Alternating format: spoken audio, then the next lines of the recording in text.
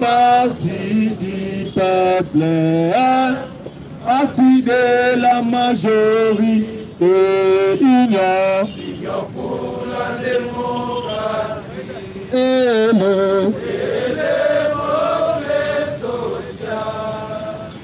Notre parti du peuple, parti de la majorité, Oyemba IDPS, IDPS,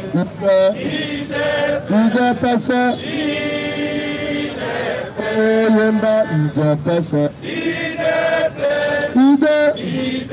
IDPS, Otenaba, IDPS,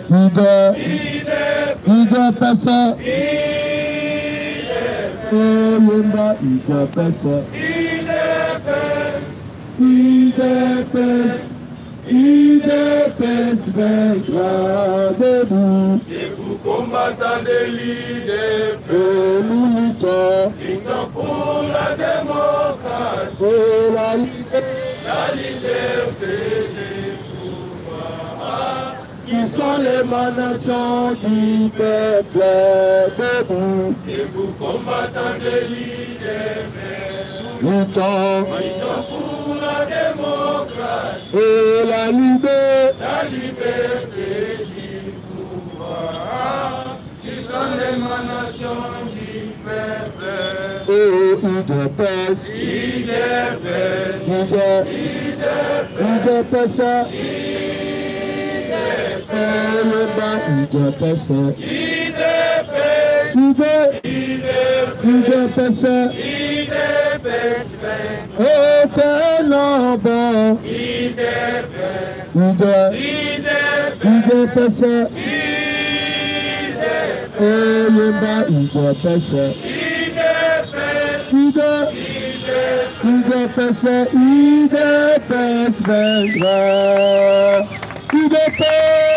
viva! Viva!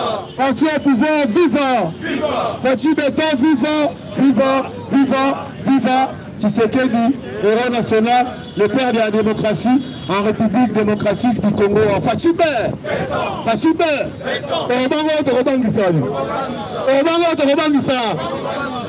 Merci beaucoup. En tout cas, nous avons fait un makas. Notre petit deuxième programme, on a reçu un site qui est calme et zala. Et le mito sang. Quand on a risque dans la boîte, c'est respecté. On dit à nous zala. Ils ont la maman info. On a bien basta. Il y a eu la moins 7 minutes. Il y a eu d'âge. IDPS viva. On bête là, Fatima Boko Makasi. Ok. Vous allez au Panakoloba. Vous allez au Panakoloba. Vous sengi Kimia Ezala. Yango, Olandi, Bakonzi Moussoussi Abisso, on a les 15. Les 15, ceux qui Bakonzi Balobi Kimia Ezala Tokotosa. Ezala nani.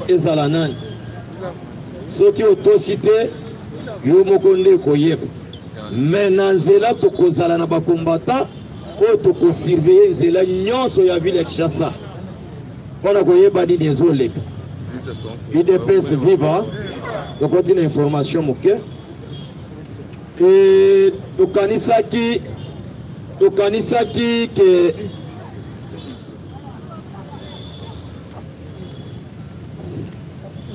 ukanisaki ke minduki oyo babimisaki na ndako ya Doni Numbi ezalaki ka na salon ou bien ezalaki na ba magasin mais na moi awa tomoni minduki ezobima na ba gaz de cave ebele loka batongaki ba cave wana ebele pona ko bomba ba minduki yango tozotuna minduki oyo ebele sécurité ba monaki yango te ou bien bango bazalaki kokamba koroba bamonaki minduki yango te yango tozomituna soki olingi mboka na yo ou bien oza congolais ozozwa minduki ba congolais est-ce que oza congolais Oza Congolais, sécurité, na Lukabino, tu vois, sécurité. IDPS, sécurité, bazate. Bobomba Jawana, Mopanzi, la ligne Mata, Bobomba Mopanzi. Zalawana, Zalanase. Zalanase. Ok. Yango, Minduki Oyo, Ozalaki Koboma na Bakave, po sala nango nini. Siko yango ebimi, ezo bima kaka kobima. Siko bino batu bozoloba, o Félix azwi mboka en otage. Mais yo, biloko lokolo bela yango te. Il faut le bela biloko wana. O yo boni ya kolobezaka o Félix azwi mboka en otage. IDPS viva. Tokosenga kimia ezala le 15 puisque président alingi kimia alobi tokende maponomi soki oza mobali salaka campagne ba voter yo betika mbriement yango wana bozala na kimia soki balobi to surveiller mboka na biso tozo surveiller yango mais toboyi nde mobulu le 15 ans tomoni pe kasonga kopesa bango tante et puis ngobila pe tondimi te ke akosigner wana marche wana ezala IDPS viva puisque tozana état de droit na démocratie tolingi bozoba te namoni communiqué wana lingi na loba ou bien information moke na lingi na loba lelo bale na biso betami na Katanga équipe nationale bakei embi partout na terrain ya Moïse Katumbi yepe akotaki na terrain soki akende kosala ni IDPS viva yango wana kobetela faci maboko makasi ya mibale nazali kosignale bino tobotami ebele tozwi bakombata na biso ya ville ya Matadi na kati ya Matadi lobi tokomatisa moko na bango awa ayebisa biso makambo eleka na kati ya province ya Matadi batamboli pe na fédéral baza mibale awa nakotelemisa bango bobetela bango maboko tobotami ebele papa pichu bokotelema babetela bino maboko bauti na province ya Congo central précisément na kati ya Matadi bokovanda bandeko lobi nde tokomatisa moko apesa biso information oyo ezoleka na kati ya province ya Matadi IDPS viva na bengi deuxième président amata mpona koloba bana machacha bozawa boki sergent eloko nini bosala bobanga nini sécurité yango bosalaka ya ndeni IDPS viva mata atina pesi mbongo mata amela diam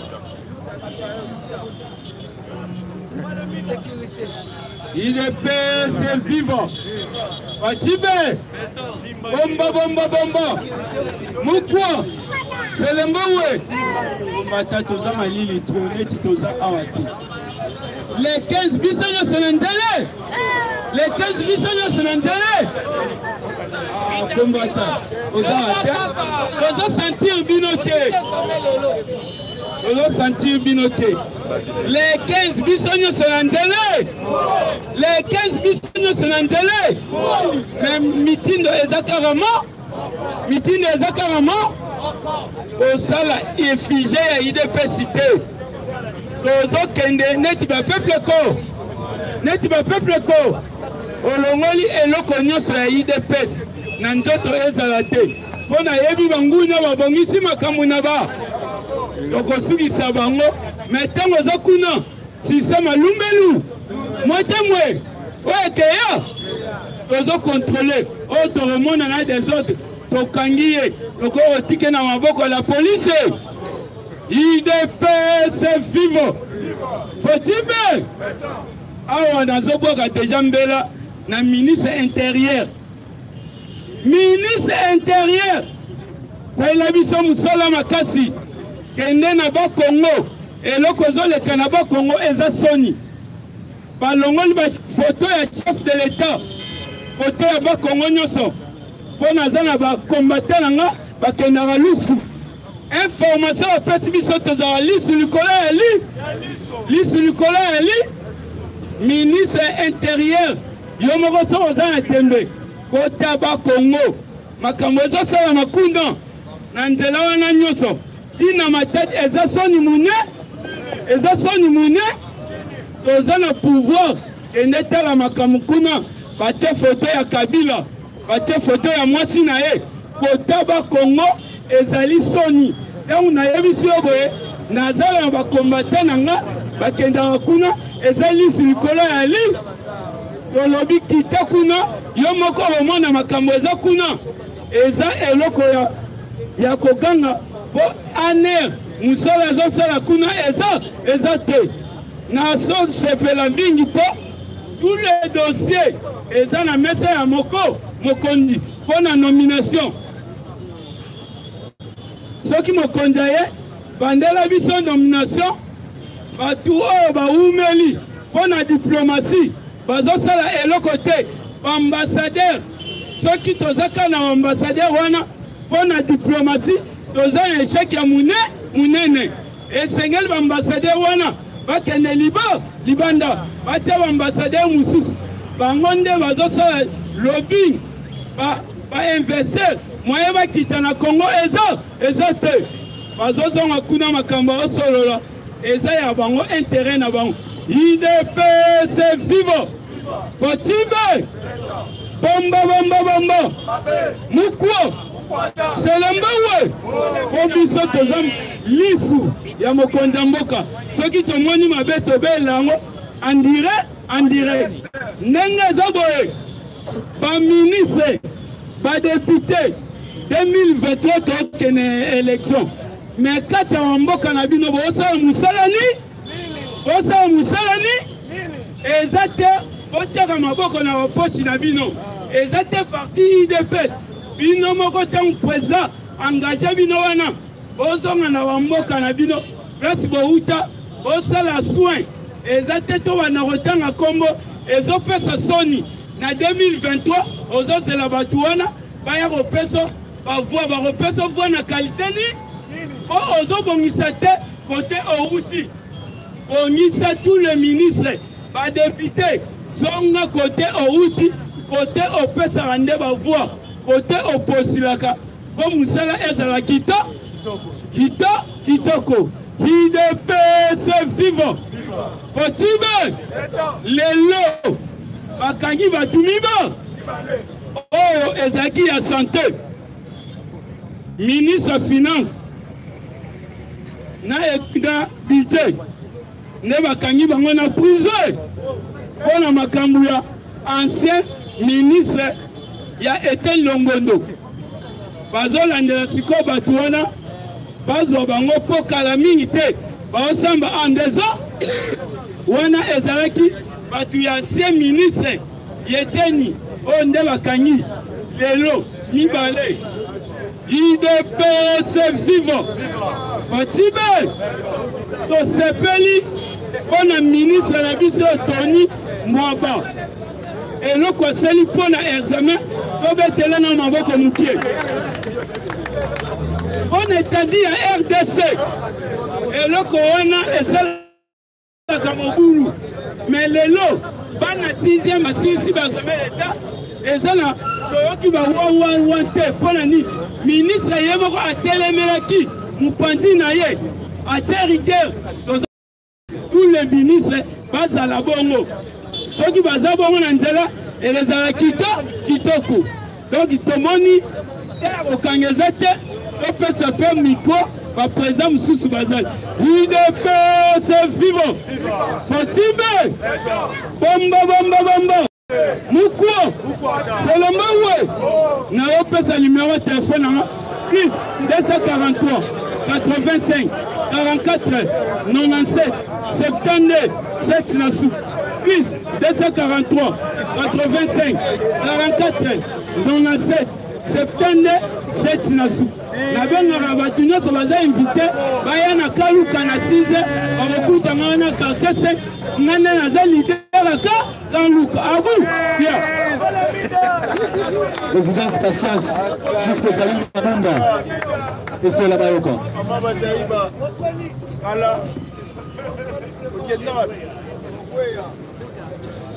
IDPS viva! IDPS viva! Fotibe! Bozala awa! na kobela na pesi bato nyonso ba soutenir nga na kobela na nga na pesi bango merci na souffrir de pese viva na kolobela bino boye na mukusa na moni ba président baza ebele awa donc au moni ba papier nyonso et aussi la té ba information eza agogo siko na koloba boye pona bato nyonso baza koloba IDPS atika pouvoir IDPS akoki kotika pouvoir sikoyo te parce que souci ya IDPS souci ya Fati Beton eza ya kopesa nanu Congo valeur ya kopesa peuple congolais valeur partout où il se retrouve IDPS viva marche kosala yango eza malamu eza mabete mais marche yango ozo lukani parce que na minute awa IDPS aza prêt ya kokende élection mais yo élection na 2023 a lobby okokende na ba candidat nini oza na ba candidat te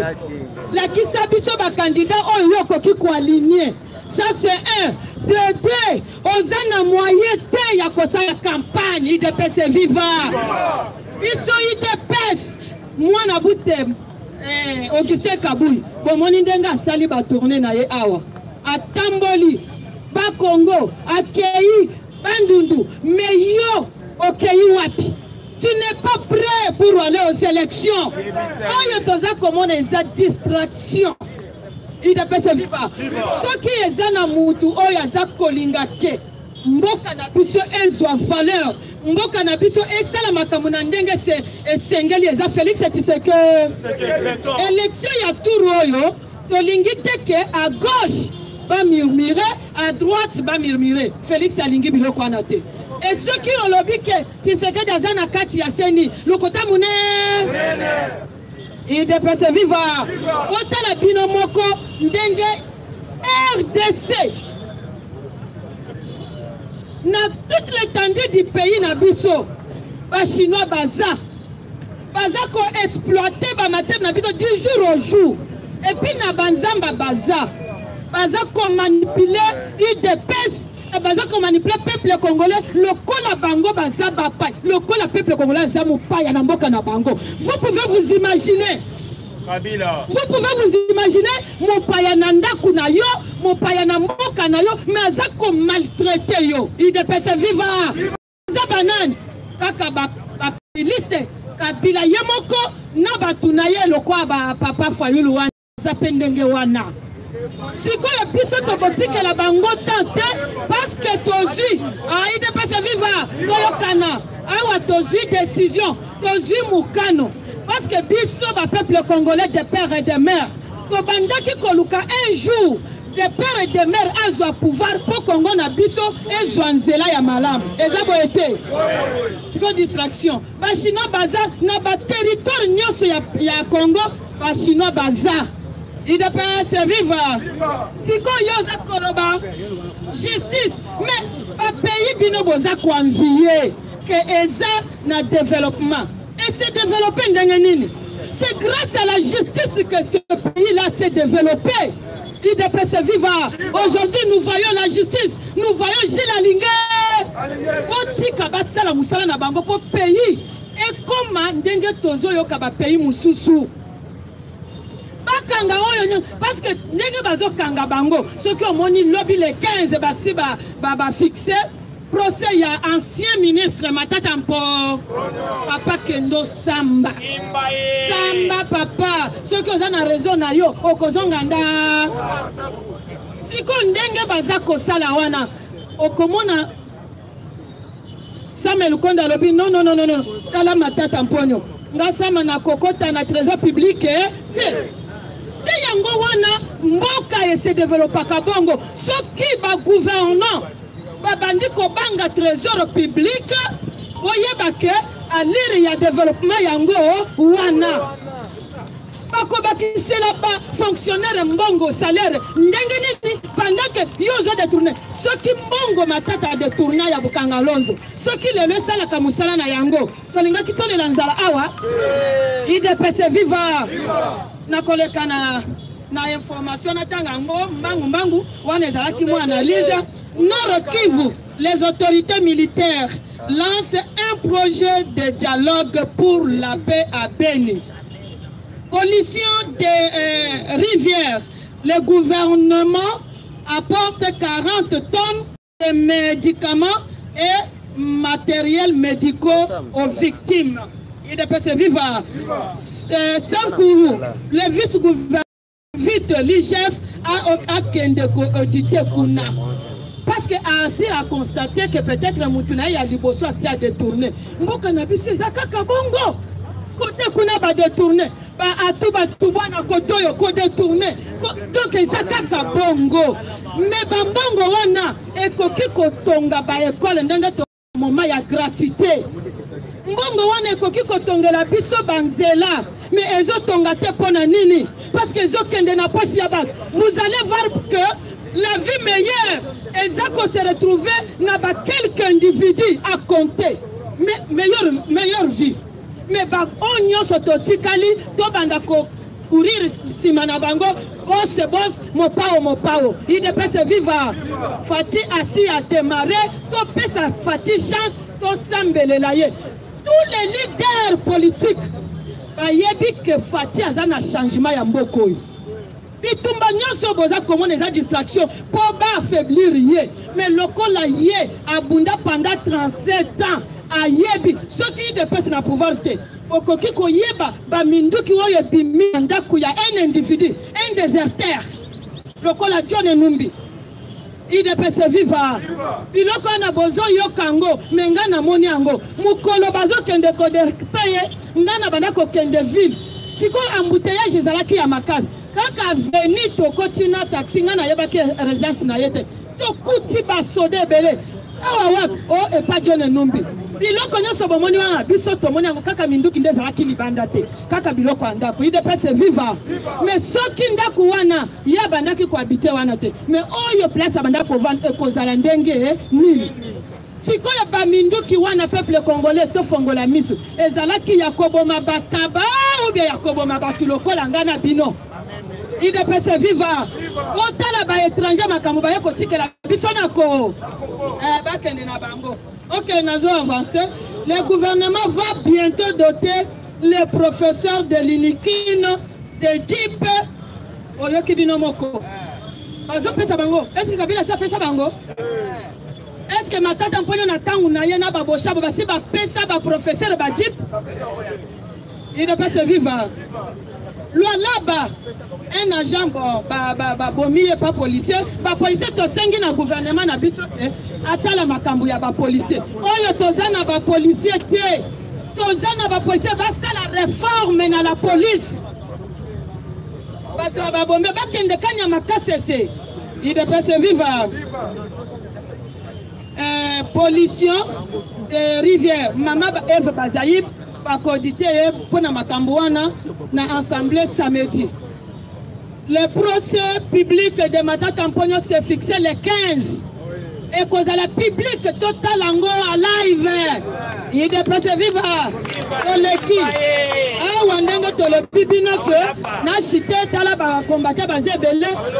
Pastasi ayebisi bino ke to ke nil. Léopard, na yoki na landi. Il est passé vivant. Na yoki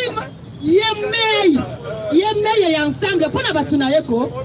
Yemoko azolo vandeni. Na ezolda la kisi ba peuple congolais ke. Balongolanga na politique. Base nanga eza na sport. Il est passé vivant. Na yebisaki binoke. Okobeta 1000 bon, oui, alors bien. Atika politique, akende na mazembe. Il dépêche vivre. Parce que on a politique place na yezate. Ceux qui boyo qui ont la déclaration na ye, ils ont la point de presse na ye. Et loko eza, c'est quoi un lobby local la bino boza ko finga ye, aza demi Dakar coûte demi Dakar te, mais boye basiko na Léopard. Il dépêche vivre. Gana binolo. Numéro de téléphone plus 243 81 375 90 68 plus 243 81 375 90 68. La devise Ayoka.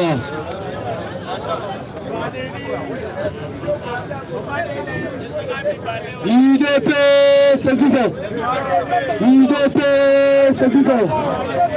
Merci, combattants et combattants. La moni mali les alliés. Mais ça va se lever avec ta carte de voix. UDP, son pouvoir est chaud. UDP, son pouvoir est chaud. UDP, son pouvoir est. UDP, son pouvoir est. Et ça m'a donné comme un cas pour la chaîne de Kabul. Merci. Combattantes et combattants. Information et liposo. Les alliés de. Après arrestation, il y a un ancien ministre. était Lilongondo, le lot va dire que tu as maboko. Dans le conseil financier naïe, la combo à Bellarmé, on a sali moko ya parlementaire debout. État de droit pour la Ramoutou. Va dire que tu as maboko lisusu, la comptable d'État, Moutou anaki kotaka miso. Va dire que tu as maboko, État maboko pour la chef fichi la ligne. Combattants, des combattants, la yambo, la côte actualité politique, il faut voir le lengeli de Kolabino qui est à Sali Komona Makambu côté la Gali Kosa la Parlement. Il n'est même pas 10 semaines, où il va être souciat, non loin la plaza, la Rayouana. Mais son ambition, degré à tracasser dans la 16e rue, au Banara à 18h, tu es comme à 23h. Parce qu'on a raté tout. Et puis si NFPJ, on a c'était Bino Bosa de l'autre. Ce qui nous a tellement il faut voir retour la vérité. Présentez-vous. Est-ce que nous avons se présenter 18 heures? On se présenter à la heure tardive. Ça va être combattant. Tracasser l'équipe. Il y a un bus des alliés qui ont laissé ma boulot. Les alliés état de droit. Combattants, la base si vous avez mis en 2011. C'était prévu qu'on doit étienne du secret du personnel à quitter l'aéroport en Chili. Mais les qui n'a pas qui commander. Directeur on a avant de permettre le parlement là. Vous avez qu'à forcer vous ngai awa yekuno. Directeur on a ça plus de 10 mois par nous la 17e million. Il y a 2 niveaux 3 niveaux. Quand vous allez qu'on va on bien benga yo monsieur il faut enlever l'évolution de Kaboundé de secret là. Et comment on va bosser le pour le matin. Na EPC ngai na koki ko essayer l'intimidation avant na longo la banderole de secret ina Kaboul loba facha ku eta ke facha za président na kolongola ata bukolomoko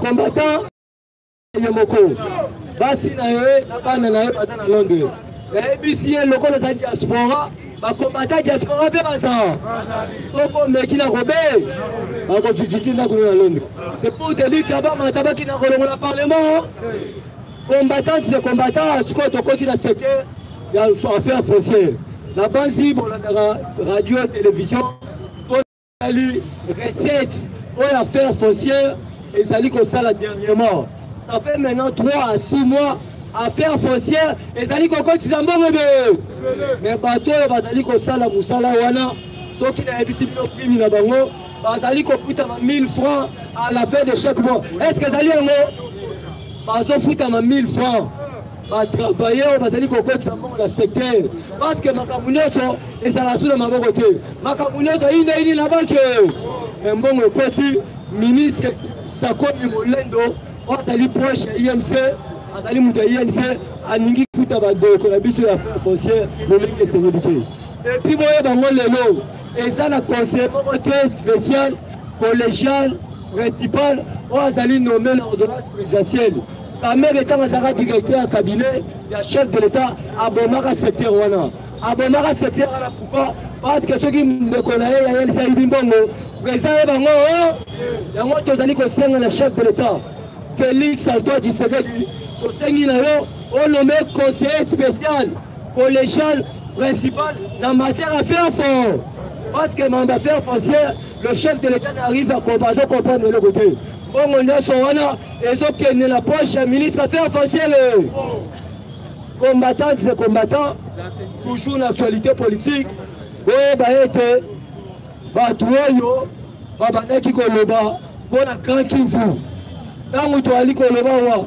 bana basalaka esa examen te basala ntango toali koloba wa la paix rien que là ntango toali koloba wa bafinaliste ya Grand Kivu baremercier le chef de l'état balobi aumelana et puis était des sièges ekosila lelo ezali wana ti mokolo ye nsima si ya koso c'était prévu lelo plénière esalema mpona mayematali nouveau dirigeant ya seni mais lokola l'on propose Dieu dispose bareportango à inta du intérieur mais bamata bakita delika dimande muta kozala présent seigneur actuellement bato église catholique na missioni baza na pexe ya vitesse bamata bakita mboka oyo baimpérialiste ya union européenne baza lisusu na même visa ata mokolo moko mboka na biso esimami na nzambe na états-unis na me combattant disait combattant je vous rassure matata poni o mata akita bakokanga ye ya jezo mpona kochite nautaki koyebisa bino combattant disait combattant bientôt bamandataire public ezali kobima consultation esi esalamaki na parti na biso mais biso tozali koseretrouve te tolobi boye mokonzi ya mboka ozali mokonzi na biso nyo soki lelo retirada esalama na 2018 ezali baparlementaire de yango mokonzi ya ekolo napesi yo kaka verset biblique aki irionu baparlementaire bakokende wa mutu na biso kombo na ye Félix Antoine na 15% na yo mokonzi ya ekolo okanisa mpe onombele biso mutu na biso oyo biso mpe tobanda kobita napesi mokonzi ya ekolo verset biblique Jean 6 60 61 na 68 ezali histoire ya apôtre Pierre na Seigneur Jésus-Christ oyo apôtre Pierre atunaka Yesu Kristo totiki basi na biso totiki bana na biso tokozwa nini yango biso mpe tolobi mokonzi ya ekolo opesa biso mosala nomele biso mutu na bi en cas de problème donc ele inde ene mpe mutu na biso nzambe alola batela bino tomona lilobi bukuna basilam baluka oui UDPS vivant UDPS vivant bonsoir à tous okoti actualité ya mboka na biso opesana matoi na mama oyo tozoloba nakobanda d'abord epai président Kakame rwandais na mboka na ye awuti kokwesa mitindo bakanga ba église de réveil pourquoi a instruit église islam ba fonctionner na kati ya mboka na ye pourquoi azoluka nani ba islam bakoma na pays na ye a interdit église de réveil ezala lisusu te na kati ya Rwanda pourquoi interdit azoluka nde ba touriste babotama na Rwanda nde ozomona babiloko wana Kakame oyeba ke ntango Kakame aboya église de réveil liwa na ye yango wana ato toujours na kati ya actualité politique Yoweri Kaguta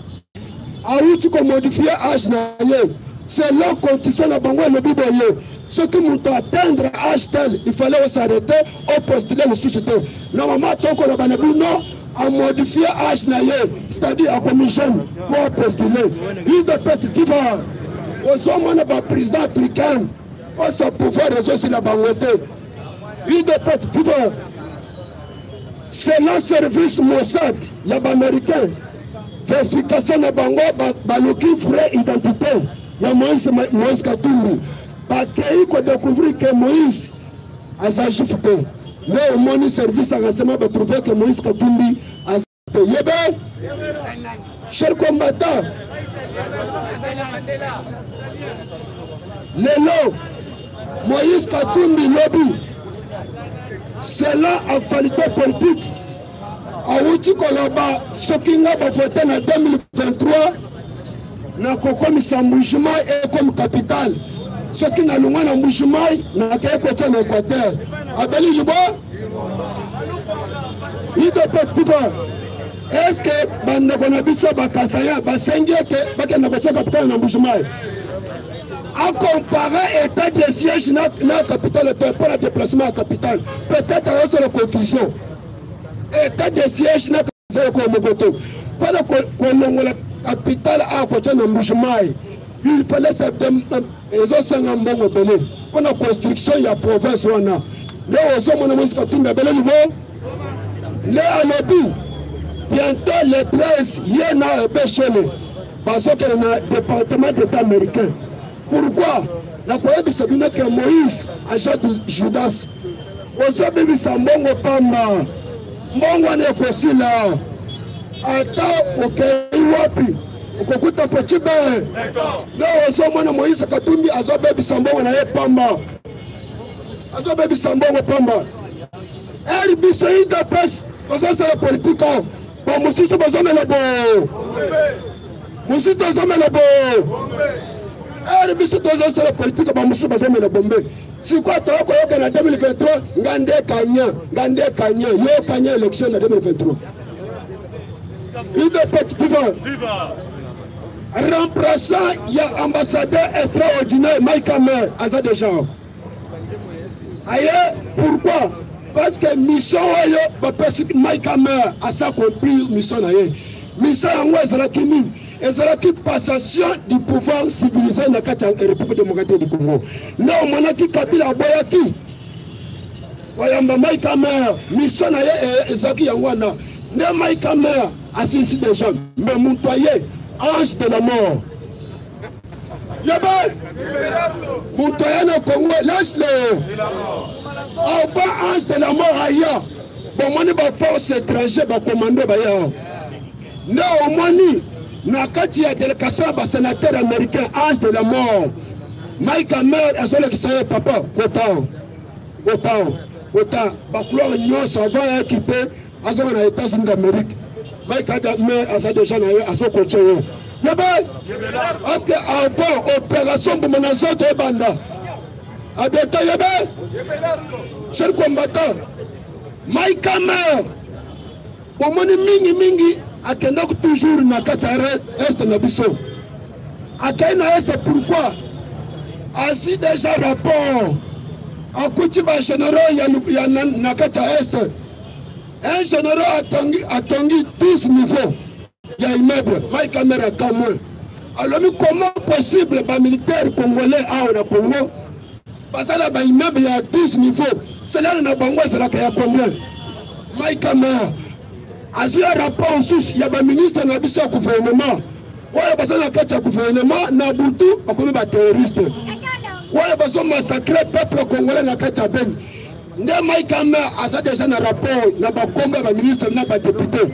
oyo baza impliqué na makambo etali est na biso nde okomona cher combattant plusieurs généraux abeto mokamatane mpo nazoyebisa bino ke bamilitaire ebele okokangama yebake ntango Faci azozonga betobe otole yebake Faci aza na niveau ya Italie lelo tête à tête na homologue na ye président italien yebe cher combattant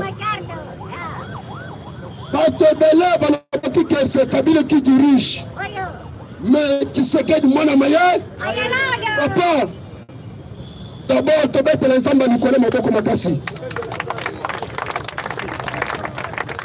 nakoyebisa bino selon na kati ya ambassade ya Belgique bakei kodécouvrir bahomme de guerre tout un bataillon mobima badécouvrir baarme wana arme de guerre oyo FARDC na biso akoluka abunda nango abeta barebele bokufa mais Tony Numbi akangi yango na ndako na ye cheye badécouvrir carton moko ezalaki na document ya loi ya Laurent Désiré Kabila ezalaki na document oyo ezalaki na loi ya Shebeya ezalaki na document oyo ezalaki na loi ya Fidel Basana na oyo mbundu ya Congo badocument wana bakuti yango na mesa na ye na mama tozona bayebeke John Numbi akosibir ya République démocratique du Congo na koyebisa bino matata mpo ya lelo akeko porter plainte na bureau ya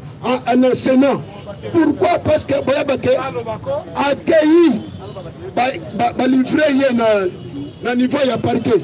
No moni matata mpo ya Zwikanda akeko porter plainte pona bureau ya Sénat. Yeba pona chité na yebisa bino na mama tozoloba papa Mboso na Modeste Bach bakutani basololi balobi ke mois septembre eza session budgétaire akokende lisusu musika te okoyokaka tongo kombo akadimande idepet piva cher combattant nazoyebisa bino ke biloko oyo bazwi soki omoni ba arme de guerre John Numbi asiliki atomboki na badokima papa bakuti na micro na lopango wana micro John Numbi azojuge bato na lopango na kafu ozoboma na morgue ezalaki na lopango ya John Numbi wana boyoka nani makambo oyo bazosala na kati ya mboka nyonsele baofaci asala mosala te mpona lelo suki awa.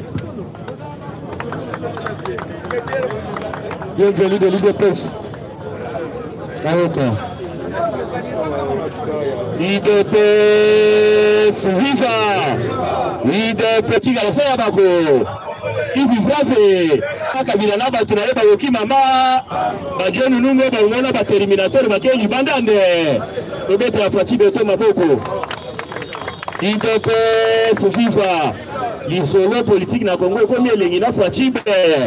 Kolobaka na bangwete majorité de la Kabila leo comme majorité à Fatibe. Des gens qui disaient que c'est Kabila qui était en train de diriger Félix Antoine Tshisekedi Tshilo. Zokande Fatia Zaki Maelebe. Umona ba Emmanuel Ramazanisha. Babeta milolo baloba ete Félix aokufa na 2 mois Zokande Fatia Zaka Maelebe.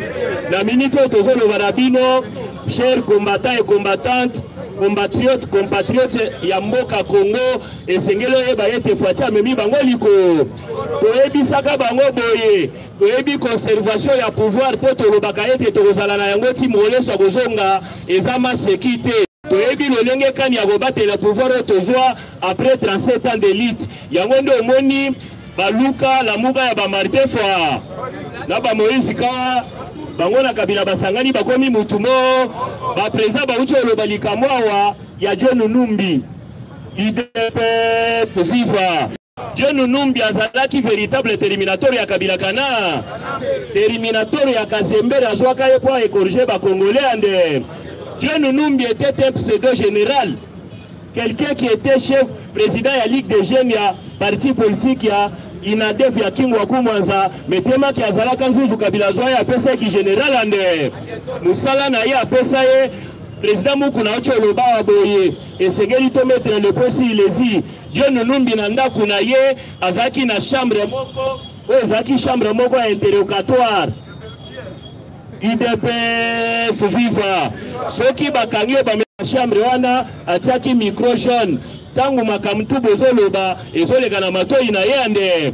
Et puis en plus de cela bake kokuta mbeto o ezalaka na morko batiaka bibembe balalisaka na chambre wana bakuti mbeto wana na congélateur na kati. C'est-à-dire John Numbi était un corgère azandenge moko na ba ADF bazoboma bato na Est ya République démocratique du Congo. Un général qui garde na ndaku na ye tout un arsenal militaire. John Numbi des armes au bakoki kobetawa ekepe la moto tina ba 800 mètres. IDPS viva. Yango toyebisaki bango Félix était au pouvoir n'est pas par la volonté d'un individu. Félix azaki na pouvoir na volonté yanza et puis tozala na yango ti moroye sokozo. Toyebi pourquoi ba mandeko ba Martin Fayulu bazolela. Po bayebi ete na 2023 baza na base ya malonga te. 2018 bakima machine à voter mais biso tondimaka yango Félix aloba boye avec sa machine à voter to gagner l'élection ande. Mais si quoi tourne na 2023 machine yo bobanga to machine yo tuna base soki oza na base te moyo kende l'élection kozala ba makambo bozo yo kaote okadima ce sont des faux fuyants bato wana baza na base ya malonga te bokomona bango le 15 bakobimisa bato na balabala te po bazalaka na bango bakolo balabala ezande biso toza na po Fatibe oyebisaka bino awa ete papa wa Roma papa François porte Félix dans son cœur na bureau na ye tango atalaka azomona tableau moko Félix auti opesa ye ya 1 mois oyo tableau wana na kombo nango l'arme de Beni seke bato bayelaka na Beni papa atalaka yango na miso ya Fatibe yango nde omoni Félix alobi kokoma komi na Italie lelo mbuzu na Sergio Mattarella ande ton homologue italien bakutani lelo et puis tozo le baboye papa lobi ba manœuvre yo bandeko na biso les soi-disant sango ambongo nambo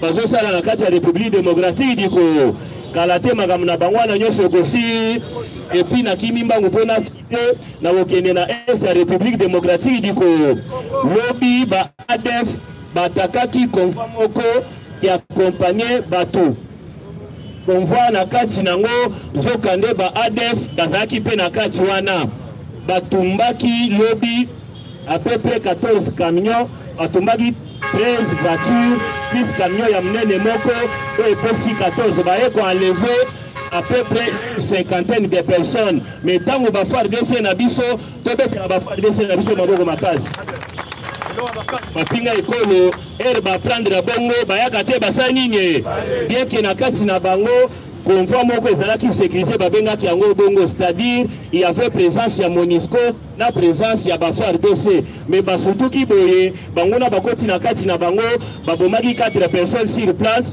mais FARDC eye kolanda bango tina suka basali opération ya kito va récupérer tous les 50 personnes kidnappées par ba ADF ba memi bango bajonsi bango na bandako na ba obetela bango maboko ngana bino na suka so lingo ko benganga plus 243 89 500 plus 243 85 922 85 56 plus 243 85 922 85 56 ngana bino tokuta na lobby Monoko de l'IDPS, la 4e, Ayoka. IDPS, viva! Vivra! Fatima! Kabila Kaya! Faïlouza! Memabou! Obétez le chef de l'État, Maboko Makas. Nazana Sengo Makasi Kayof Martin Faïlo Royal Abisola 2023. Olo Gaï Fana Kota. Place Wana, on s'appelle le père de mère. Yango Yoki, Bande Konabiso la diaspora, Bazania, na Italie, Balobi Fata, Oumela Hande. Et puis, Manda Oyazali, transition ça. Fatime, Nazongi Mouka, na informé Bino Oye. Na landine de Komoko ya IGF, a dénoncé Boye. Motonio so place à Salaka dans l'État. Au Santaka Kelaïba Kambongo Yale. Kwa bomba tekende ko dénoncer tangu ba ko sala banquette soke za ya solo yoko zo primiande betela chef maboko makasi seke awa sikoyo ba presse mbolo ngani ba mayele be to kolandela bango tina kangaba Patibe Salme bande konanga ambongo na shole eloko babanda ko bundisa ezali kadumate balinga ki basala coup d'état ya institution il est pas viva pourquoi tozana pays où il y a la démocratie l'état de droit mais tango démocratie et permettre bokei na faute mutu abimi ambongo na shole bayeli biso tribalisme balobela biso kete pourquoi chef de l'état sa muluba batela biso na scène muluba ngai na lobi boye kadima c'est nos frères ko awa na ko former bino oyo bango ba préparaki ba coup d'état ya institution ba kokite kadima ko legande kadima wa patine kabila kaya Faïlouza, Mbambabou, Oboyolo. Était la chef de l'État, ma bonne vacances.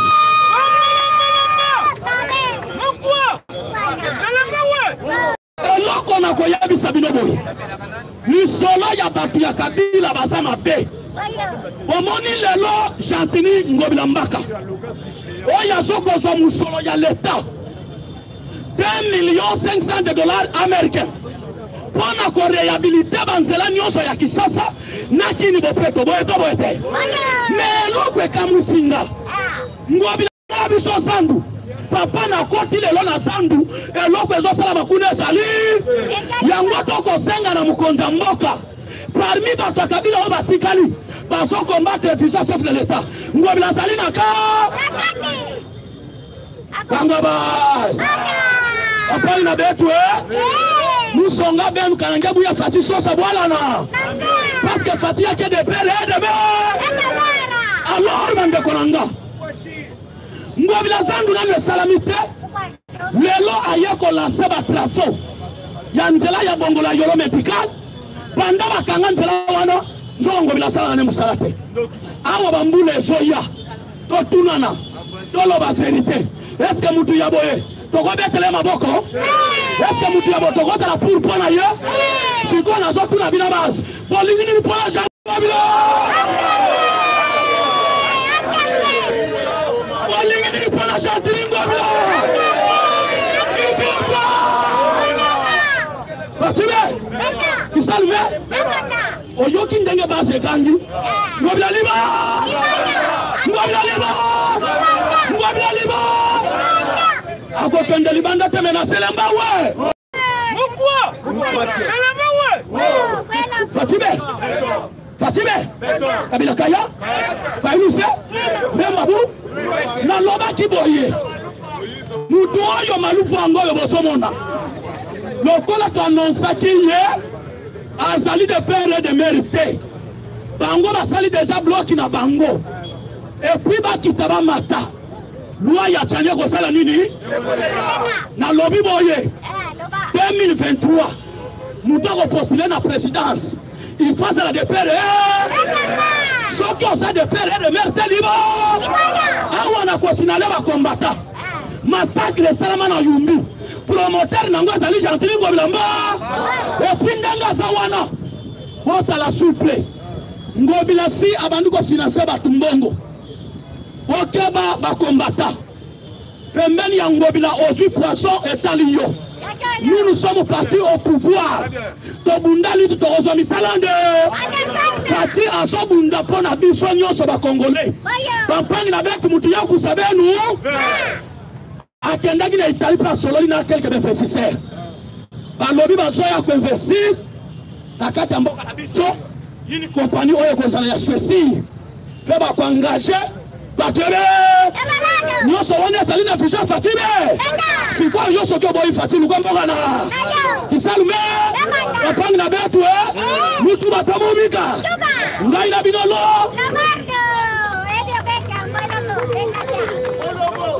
Les entraîneurs nous connaissent. Pas sentir. IDPS c'est vivant. IDPS c'est vivant. Atiba. Abiyakaya. Au matin, l'actualité, la Corée Bissau. IGF appelle si biso message à l'objet. Pendant début en 2021, l'État congolais a cotisé recette et réserve par mois na valeur à 500 millions de dollars américains. Et tel est l'État maboko makasi komata. Par mois 500 millions de dollars américains. La population IDPS c'est vivant. On battait toujours dans l'actualité, IGF Gina Linguet à l'objet. Aux alangam opposition, aux alangam majorité, ce qu'on y va au Kangoyo et bise alimbisa mutu moko si to ya biso ya IDPS soka yiba baka na bango baka parce que biso ne bana ya ndako tozala ba exemplaire boyete boye ombata to limbisa mutu te so yibi bakokanga yo pamba oko comprendre que ba ministre oyo to sala ki coalition FCC cash ozaki na ba ministre na biso selon la biso balobi foko aussi ministère ya parti à IDPS aux 70% ya parti en famille na bino bana 30% mais botala na coalition FCC bato sete loko moko bati beto bengana bango wana oyo pe baye combattant 4 mois yango tomone loko moko o IDPS oyo kotika mutu IDPS vivant soko yiri bakokanga yo combattant pour votre information était ilongondo mukolo lobi na après-midi akendaki na grande étage de la Gombe akendaki ko attendre ye IDPS vivant bolandaki maman Olive Lembe Mwasa Joseph Kabila alobi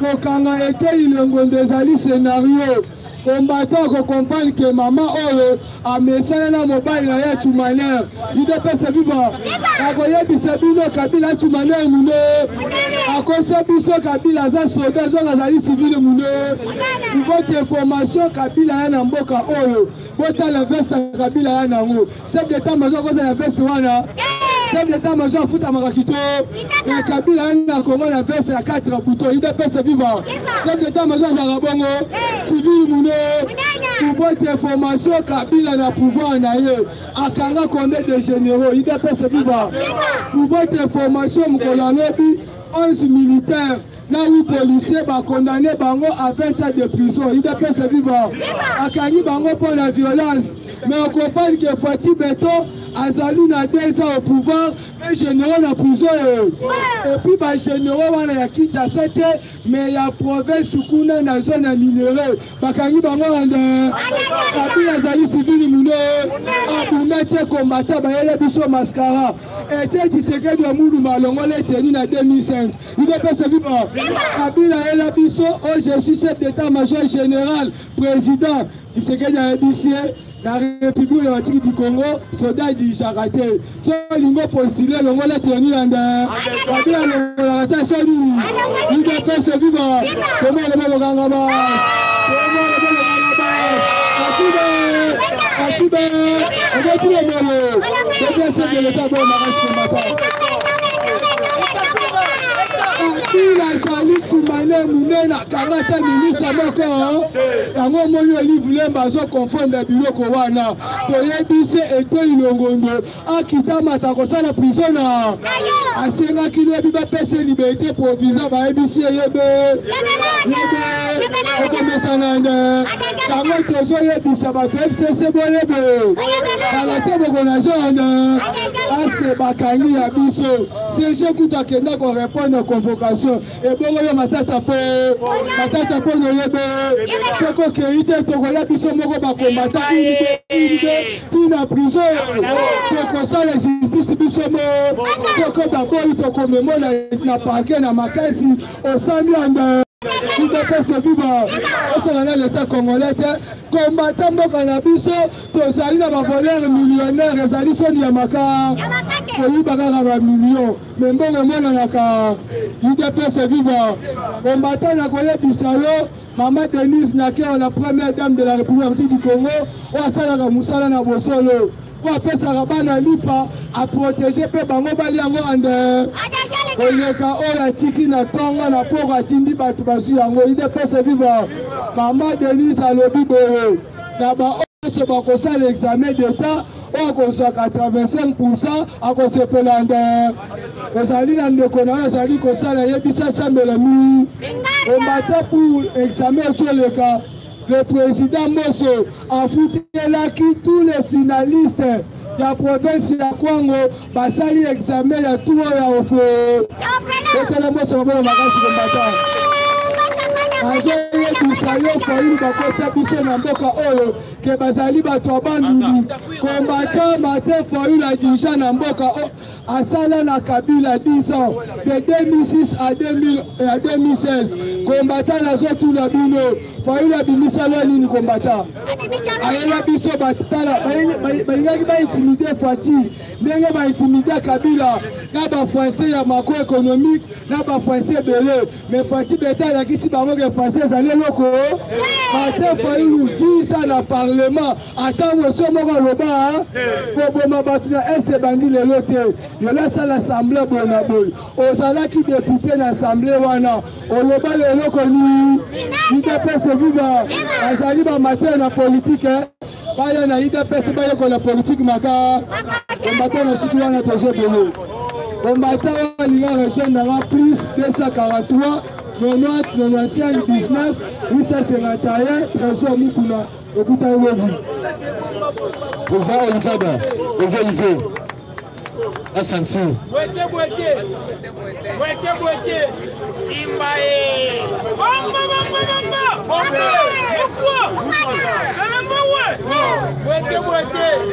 IDPS viva. Wete. Pesanga viva bien parce que naza na matière européenne sabino. IDPS viva. Batibe Buko Tomolobe Moma Ibe Obo Focholo Bete Focholo Bon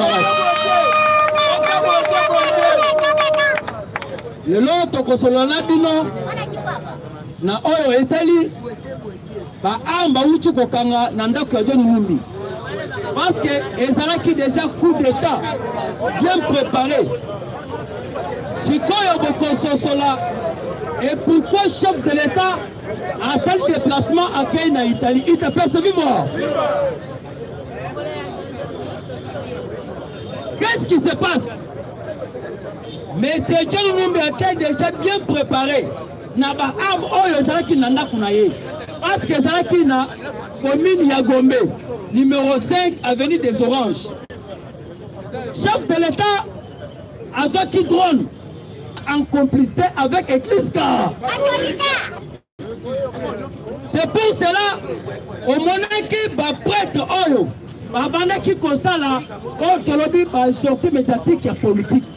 Pourquoi balingaki ba jembela na makambo oyo Seja alobaki oyo alobaki soki lelo Shadari alinga paralyser mboka biso pe okosala tout ozupe ba combattant ba continue armée on va protéger pouvoir ya yi.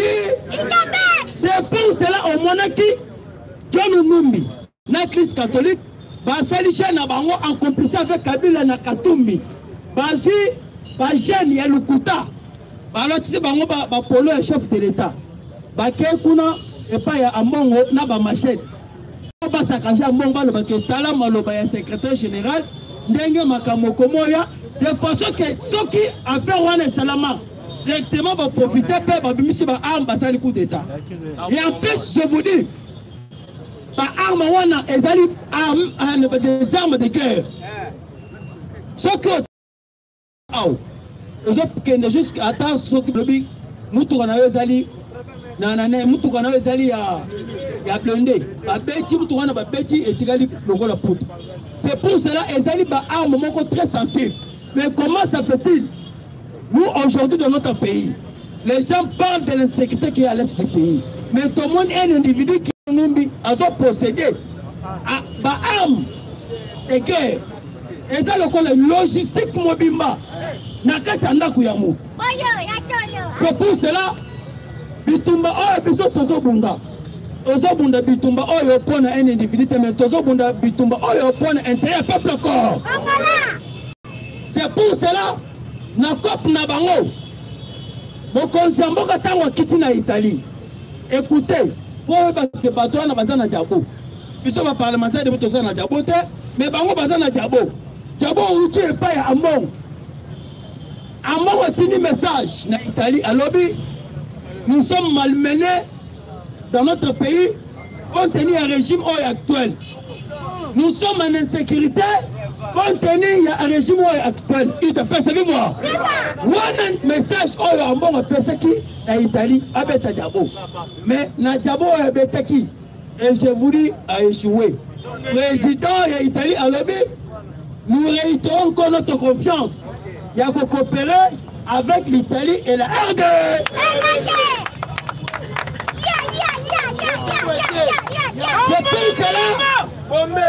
C'est pour cela Tatan wakendaki d'abord na Allemagne bakendaki bakutani na Angela Merkel na bakutani na prenani Angela Merkel après silisa kei na Belgique après na Belgique na mona ya sukisi na Italie. C'est pour vous dire que chef de l'État est sur le plan international a débloqué l'Union européenne parce que l'Allemagne a comment travaillé en qualité individuelle, non pas en qualité tant que membre de l'Union européenne. Et aussi l'Italie et aussi Belgique. Comment travailler en qualité individuelle. C'est pour cela que ce que dit à Ouchouko de Blona, il y a un partenaire à Souka. Oh, à ça, comment faire?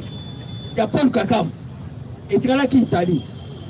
Au moment où je vous parle, dans l'Italie, c'est le message naïe. Par ça, le message, nous réitérons notre confiance toujours. Nous sommes déterminés à travailler ensemble avec la RDC. D'ailleurs, Monique Kagama à Siliki, à Bengani, à Kangi, plus ou moins 5000 églises catholiques. Na Rwanda, et en plus imposer bango bafuta bataxe ya mboka na bango betre façon makasi.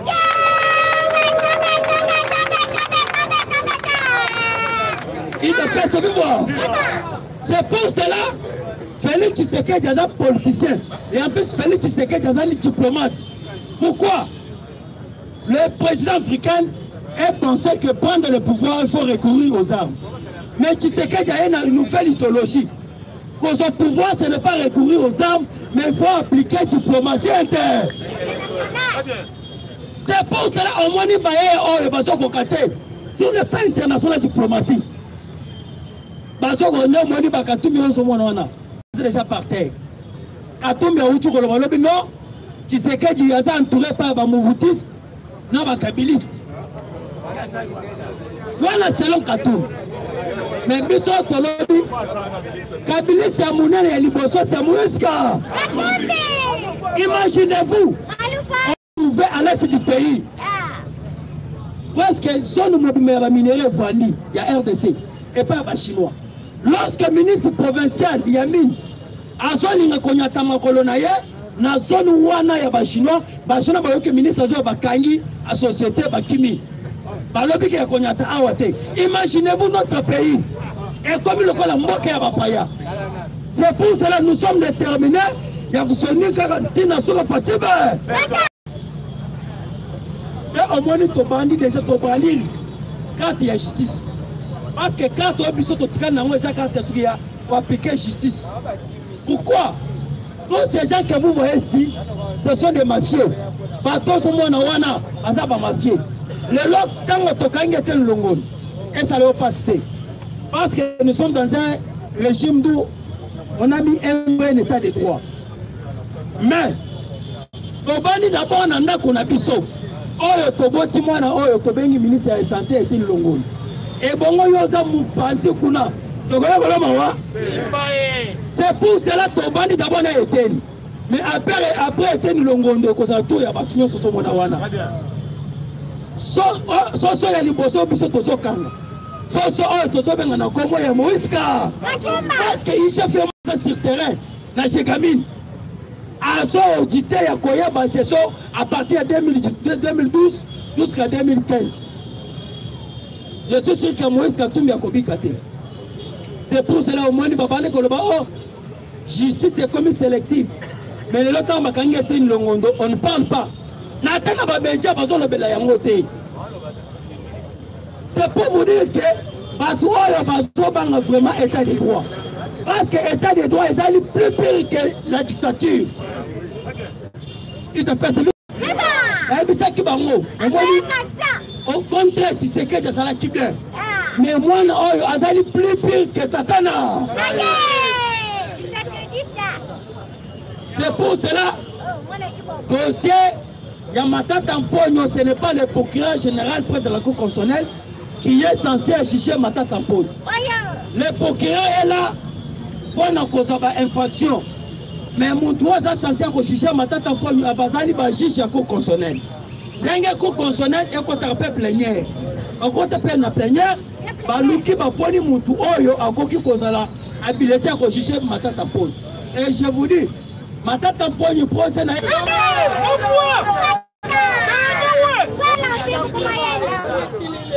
il n'a pas de voir.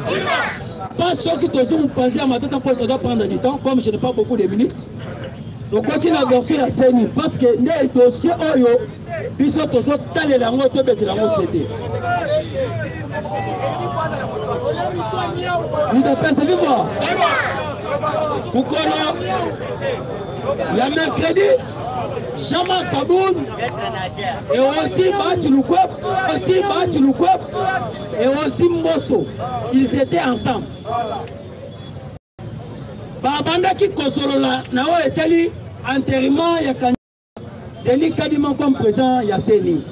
Parce que c'est l'eau et si même travaux na bango nyonso tout ba pesi déjà pas Mbosso. Mais pour ce moment Mbosso a considéré toujours le camp de la majorité. C'est pour cela Bati à lobby nous sommes déterminés pour travailler parce que Tokomi Nangonga Mouké pour l'installation du bureau ya Seni. C'est pour cela que nous sommes pétants que ma maman est union sacrée. Cette semaine, nous allons convoquer une réunion. Il y a tous les députés, il y a union sacrée, quelque part, il y a que toi traité. Et après, tu as comme mon rapport à la Sangada. C'est pour cela, au moins, la station est bannie, on la marche les 15. Les combattants, vous collez les 15. Ils sont tous à l'appel à Moussala et à accompagner la police. C'est ça, beauté. La police à Zali, ce qu'il y a pour troubler ordre public, c'est tout. Oui, Nix. Bayoka. Viva! Fatime! Fatime! Obeta na mwana mboka maboko makasi. La justice élève toute une nation. Wana nde Bible yebisaki biso. Mais bawa ba yebisi biso keno to banda ko pardonner. Est-ce que nation na biso ekotongama? Biso awa ekomaki mboka ya bamiyibi. Oye na yo osali ndenge oyibi. Si maozo yebise biso ke to pardonner yo. Alors biso tolobi boye. Il ne peut pas y avoir le développement sans justice. À cause de la justice, yango wana toza déterminé de façon que non to bimisa mboka na biso na libulu oyo batikaki yango.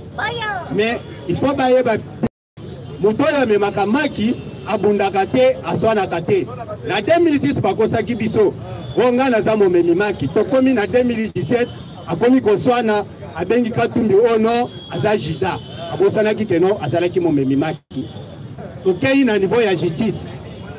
Cour de cassation bauti ko confirmer condamnation ya bandeko oyo bayibaki mbongo na ministère ya EPST. Ezalaki inspecteur général ya ministère ya enseignement primaire et secondaire na directeur général ya ministère oyo bauti ko pesa bango mbano na bango ya 20 ans. Ndeko na biso oyo ayaki ko asala mobulu lelo chekeno zwa ya yo 22 mois oyo akosala pour na prison na ye ya fait doctif na oyo etali état de siège mokolo ya lendi ezalaki jour oyo asalaki convoi militaire oyo ebandaki komema bamituka ekende na Ituri basalaki attaque bakangaki na attaque ntango basalaki yango parce que nzela wana eza mabe eza na mabulu ebele. Alors na distraction bato wana baye ba ADF baye kosala attaque na attaque oyo basalaki wana balevaki plus de 80 personnes. Mais lobby siko ba donc militaire na biso ya FRDC baye kosala ba opération militaire ba libérer bato oyo bazwaki en otage ezalaki bazwi ba récupérer plus de 60 personnes oyo baza na minute oyo na maboko ya bato ya FRDC. Toujours lobby na niveau ya Bukavu baki général wana ayaki abande kosola na ba Motorola tellement que service ya renseignement bande makasi a déjoué attaque na bango oyo ezalaki prévu basala yango na ville ya Bukavu peut-être na FRDC maboko makasi bande FRDC maboko makasi bande Katumbi azobela amoni ko déplacer capitale ko komisa yango na ba province eza lokola ndenge a déplacer équipe na ye ya Mazembe ko beta match ou bien ndenge président Félix Antoine Tshisekedi a décrété qui état de siège eza bongo te. Article 2 de la constitution et lobby boye Congo, République démocratique du Congo eza na 26 provinces. Na 26 donc 25 provinces plus Kinshasa comme capitale. On a qu'on déplacer yango, il faut qu'on déplacer capitale, il faut que tous les cas un référendum. Mais il y a la Liga Goboye, oh non, faut qu'il y ait comme président, n'a qu'on déplacer capitale et comme na Mbujimai. Boyo kana no moto oyo balingi ba bemela biso comme président. Azon yebate que non, capitale qu'on déplacer yango. D'abord, capitale est constitutionnelle. Au quoi on lobby au bandi ko sala ba déclaration politique te. To ko yeko les bango politique. Bazana no bana mike. Nana bino to kutani lobby. Numéro nanga isa plus 280 plus 283 45 85 13 600 et puis 53. Plus 243 85 13 600 et puis 53. Parce que ngonga ici l'équipe moyenne a continué koloba exactement. Machacha. Ayo da bachacha. 5 minutes. Et s'il vous plaît. IDPS viva! IDPS viva! Batibe! Batibe! Eta maboko bakasi wana mokonza mboka. Cher combattant na Lumbangu, toke mena na qualité mboka. Parce que ta eleki. Les chefs de l'État bayambi na Italie. Bayambi na honneur nyonso. Denge bayambaka mokonzi. Na tongo ya lelo azalaki na président italien. Monsieur Sergio. Basololi apport économique. Na lingina tira attention na yo na yebiso yo tina diplomatie mokonzi mboka. Bona baye bazo finga bazo sala musala mpunda. Ndeto zona baboy. Ba investisseur allemand lelo basala kawe ebele. Awuti ko kuta Allemagne, kolungwa na Allemagne kaka lobi. Lelo ba investisseur allemand baye. Le ministère à plan. Nini bango baye bona énergie voltaïque. Basala qui à peu près une délégation de 19 personnes. Basala qui na ministère à plan basololi ba signé ba accord. Alobi ndenge le président Félix a garanti le biso que pourquoi mi na état de droit biso peut toyer pour notre investir na Congo. Peut-être Fatima Toma pourquoi diplomatie, ceux qui président la diplomatie mbaka kofungwa ma ndaba yebo ebalobi ndenge toyoki bona kisibiso ke bozana état de droit tokozala na Kinshasa au tokozala na Kasai tokokende Lubumbashi tokoactive yinera ya kala oyo kufaka wana bona tina nini Congolais ale lisusu eloko kolia te ale lisusu place kolala te ale musala te azanga mafuta te azanga mai te azanga courant te beta maboko abie pona mokoshambo. C'est pourquoi ozomwana kura eko koma tina kacha zamba na Congo kura eko koma tina kacha zamba mai peti na oh bifa rapport oyo totika wana toyebi kama konzamba kama yebi kenano toyokana te il faut pas passer pour ça jour tout toyokana le bango bato bazolo kabiso pale ndio moko na kipa bi famille kwani moko kabatu boy nataya boy to president ya seni mais biso to yebi si bango boy bolingi bokuta na moko nzamba ka nkende ka qualité parce que eloko wana za ya ba confession res Félix Tshisekedi a passer peut asa apôtre te asa évangéliste te monsieur l'abbé pété monseigneur pété osokutana na yena likambuni okende koluka ba pasteur eza makambo ba pasteur eza makambo ya ba évêque osila na bino na bino tango bokosila na assemblée nationale akoanterine candidat président ya seni mais bino boni bolingi makambo na bino ya confession religieuse olati sango mokozamboka wana bopesa cachet na ba opposant bana bakete ye moto se posaki ke tozana posa peuple yeba bankuna ya bakongolais bazaba bankuna na bakongolais bazaba confession religieuse na soki awa na moni a président baza ebele betela mokozambo kama boko makasi kachika to akobongisa Congo Mr. 085 086 64 30 Arsène Machacha.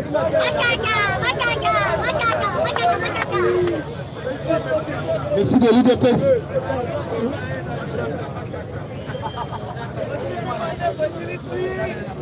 Merci Bayoka.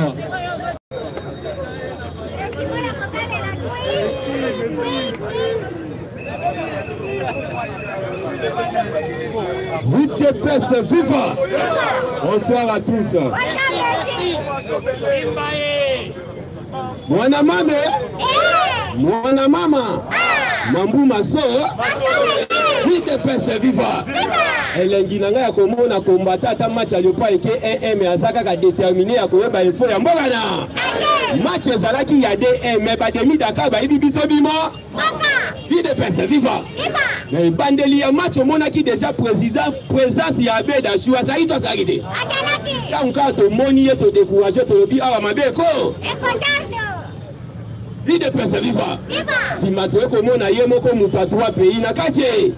Mais na ebisi o kombata wana eza makambo ya bale mais awa eza wana totiki nanu meto panja siko nteke na oyo beti politique ya mbo.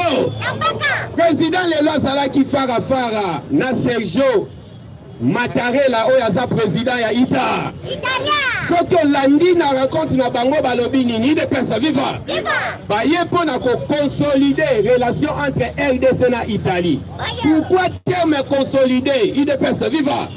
Parce que kobosana te kokufa ya Lucas Antanasio oyo azalaki ambassadeur ya Italie awa esalaki au moins pour affaiblir diplomatie entre biso na ita IDPS viva yango omoni président ake kokonsolider yango lisusu me makambo eza ya koyinda parce que boyebi ntango Lucas Antanasio akufaki Italie alobaki akosala banke IDPS viva kozonga ya président awa président pe bapesa ye rapport ya banketi oyo ba-italien bazalaki nini. Alors kolongwa président na Italie eza na pays mususu azokende na Turquie kota kokutana pe na collègue na ye Recep Tayyip Erdogan IDPS viva akombe makasi ya IDPS viva akokutana na collègue na ye président Recep Tayyip Erdogan wana président ya Turquie bakobeta pe politique entre biso na ti kobosana te relation balobi entre biso na Turquie ba échange économique varié au moins il y a 250 millions de dollars IDPS viva. Alors il faut bosana te relon ba information mususu président na Italie après kosolola na homologue na ye M. Sergio Mattarella il faut pe abeta mwama solo muke na ye moko papa ya ho IDPS viva. Pourquoi asola na papa Roma? Parce que il y a un mois IDPS viva papa tindaka envoyé spécial na ye un os apostolique M. Luis Mariano Montemayor IDPS viva. Merci na wakombo IDPS viva. Monsieur Luis Mariano Montemayor tango papi atindaki ye bamedia wana balobaki nini IDPS viva ke makambu asololi na président Félix Tshisekedi eyebani ebimaki pete mende balobaka le mire a des heures IDPS viva na yebisi yo koya ya président awa bokoyoka ba décision ekozala ya grande affaire président akena nukuna apesa rapport ya mutu wana lingi kosambela te me kaka mbongo ebe IDPS viva ye mabondeli mukie tala mbongo ebe na yebisi yo bakwei na faux pool Fati aza mutu amandefu babosanaki oyo eza pouvoir ya Fati ba yango ozomona nyonso bazosala baokutaka na résistance or babosani époque IDPS n'est pas pépère IDPS viva. Alors nazalaki awa mukolo ya mardi na ebisaki bino visite ya ba expert américain wana bayaka pamba te batu wana bayaka soki président ya États-Unis azokita na mboka wa lelo comme officiel lelo na États-Unis d'Amérique Joe Biden azalaki devant Forum Africa économique alobi azosala tourner na Afrique akobanda na Ghana deuxième pays RD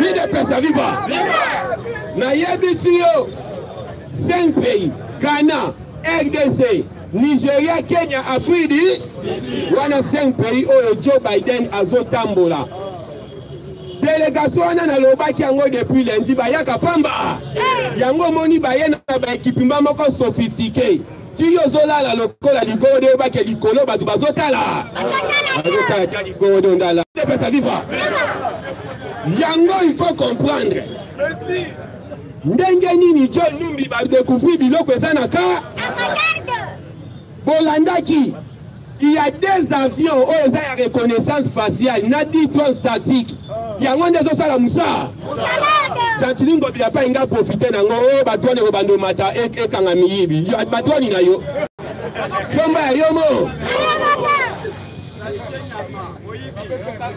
na miniti oyo nazoyebisa yo soki oza na munduki na ndako oyo yango okende obwaka ngo na fevko eloko wana ezodetete tofandaki awa yo yebaki mpo président États-Unis akita na mabele unité wana bayaka nanu ya 3 mois idepesa viva nayebisaki bino ke na décembre Joe Biden na mabele baye kosokola biloko nyo tala biloko landa RFI oyo kasomo biloko ebimi na ndako ya nu nayebi so yo yebi général John Numbi me nzoka kuna azalaka docteur bakuti na bambetu ya mok donc asalaka bato oto idepesa viva John Numbi asalaka bato autopsie nayebi si yo wana mbetu bakuti na mama na frigo esuki wana teka na RFI Olandi bakuti ba dossier ya liwa ya musée Laurent Descartes bakuti dossier ya liwa ya Shebeya bakuti dossier ya ko préparer massacre ya bundu ya bundu dia Congo ya na Congo sa tala babiloko bakuti na cave pona ebisa yo ke awa na ebisi yo kote batu wana baza makolozole basakanaka to ebisaki bango mwana nkoya zanko tangu bozo sala bakati po bokwe isaye pazo sala bakati a débouillonné bi lelo ba débouillonné to ba débouillonné te na lo bakango nyonso awa président Félix yeza pasi ayeso parce que a pas politique na diplomatie na ye papa patikela biloko nyo soki eloko compliqué mbangu na limete akoti na chambre bimisi mukanepa atiango likolo ya me afongoli ta fongoli de lelo débouillonnage esami to sami te oyo babengaki chine kama autorité morale fatile lelo akomisa mwana po oyo koma soko fini na mandefu leli fini na libumeleli vide pesa viva na yebisi yo bakaki bazosala ebalukeli ba c'est la toute première fois Belgique à reconnaître à l'objet mutu a dépapé sa biso indépendance. Mais c'est la toute première fois RDC à côté Sakambongo et Belepe à Kangabami binyoso bazoyi bambo. Ouais l'objet moko fati tanga zaki na est. A bien yeko kuta pays où zaki na compétition ya bami. Oh soka ibisa million wa binga ifona ile kaina iba 200 bango wana ba créer parlement debout na prison makato ba créer. Oh Sani Jamal Batie président ya Biroda.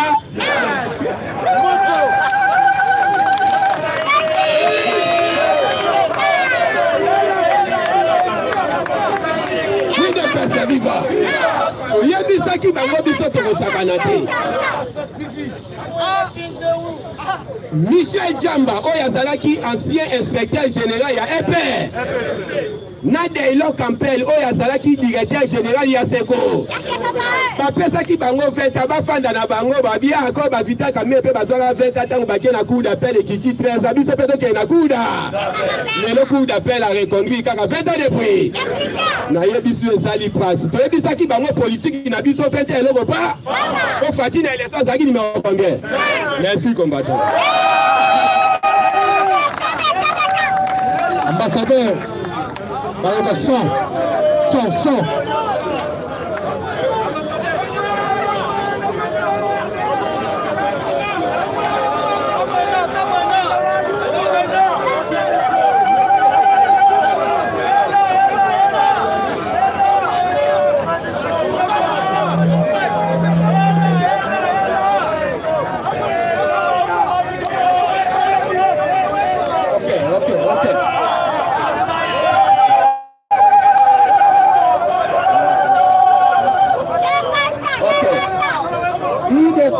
Viva! Ah, il est bête viva! Sortime! Vive vive! Mama watamutamwa! Ayoginin! Aramazani sha! Ayoginin! Shangini mabonde ya sha! Ayoginin! Tunda ya kasenda ya! Ayoginin! Vive vive! Bekare Fatima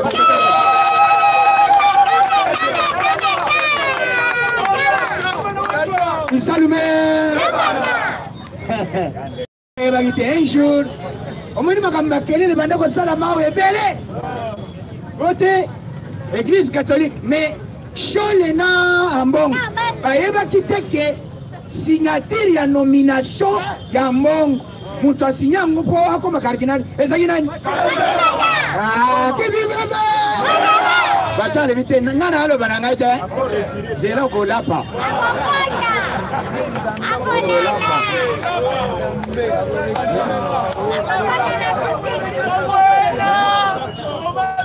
Oyoka nini?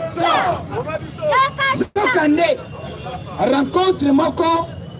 Il faut Facha kende. Na Allemagne, après Allemagne, c'était président Zongao. Président italien à l'éviter. Président, au Koya Toko Tanate. À l'éviter, on est occasion n'est pas mort.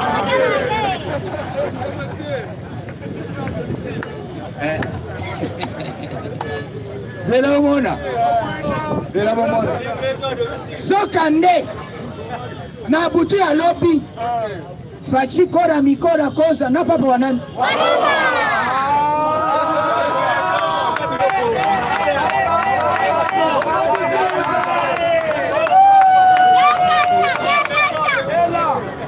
Il est presque vivant. On a une fois, papa Alinga Koutana Fati. Après, c'est ma vraie son. Yemoko. Na qualité, papa Yambi Fati, Zali na qualité 1. Azali président, ya Union. Azali deuxième vice-président, ya Nin. Azali président, ya Nin. Trois fonctions. La RDC. Elle habite au Méritango. Yo to solo no na baer ma XR moko batu ba petit bazate o sanzela nga ba boro wana o sanzela nga ba boro wana mutanoma pap e wanoma ambong donc na minute Facha limité batunye bona vision na yo la mutu na yo wana akeli le belé.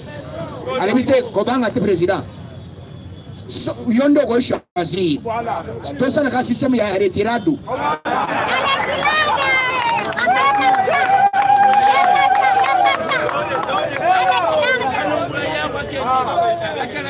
Retirado.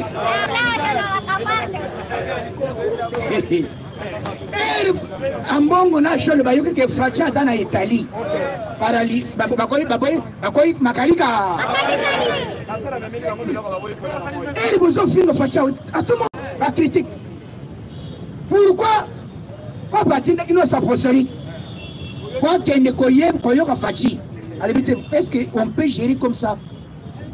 Bien sûr, critique de Boïté, mais à niveau Boïté. Ceux qui, chaque fois, dans la manifestation, il y a un chef de l'État devant tout le monde. Il n'y a pas de témoin.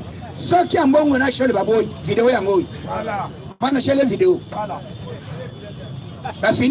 Facha zana he, baran zana ali media. Fina bouton. La fin bouton. Nani non ça procède à l'éviter. Mais je n'ai pas eu le temps de suivre ça. Hein?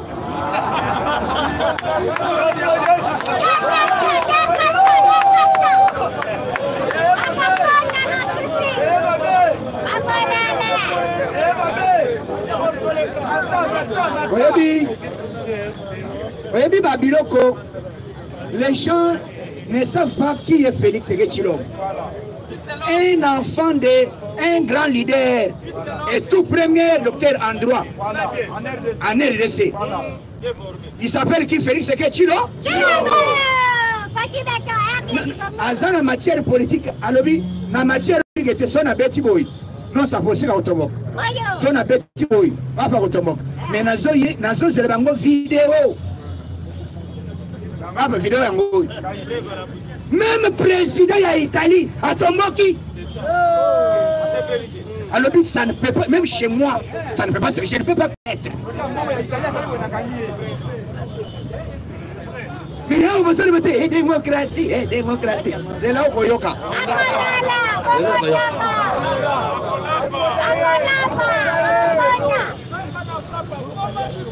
Dans le moment où chef de l'État azali ko travailler lentement et sûrement tango akeikuna donc alali basilisi makambo wana ezali yake na minute oyo koyoka vite l'incident diplomatique entre l'Église catholique et la République démocratique du Congo. Voilà la décision de monsieur Papa. On ne pouvait pas continuer dans des querelles. Voilà la décision de monsieur Papo à Rome. Il vient de suspendre Hambo.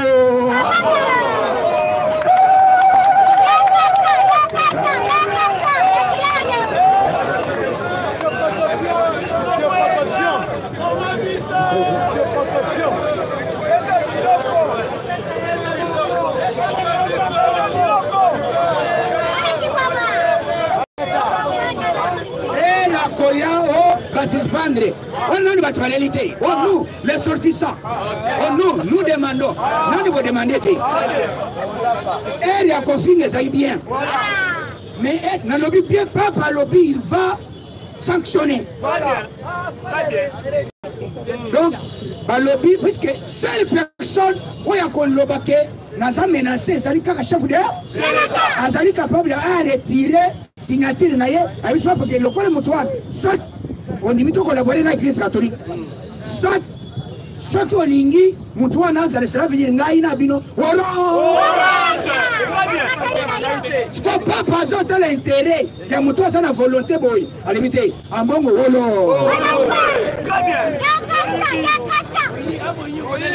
Et nous on est l'église catholique. Le coach est évêque nan. Évêque.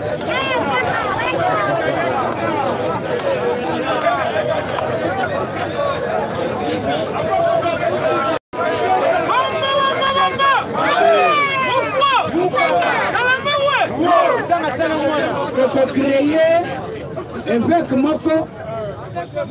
Oui, balinga to cheza ya katanga ya chibodaye. Ya katanga wale. Même abe koko. Alongona ki abe madame ko komi monseigneur a komi cardinal. Na lobi bien. Na loi wana ya un cardinal ezalaka ne assurance ya chef nan. Mais en bon oiseau parvenir, comment que la motoyo a signé signature pour y comme cardinal.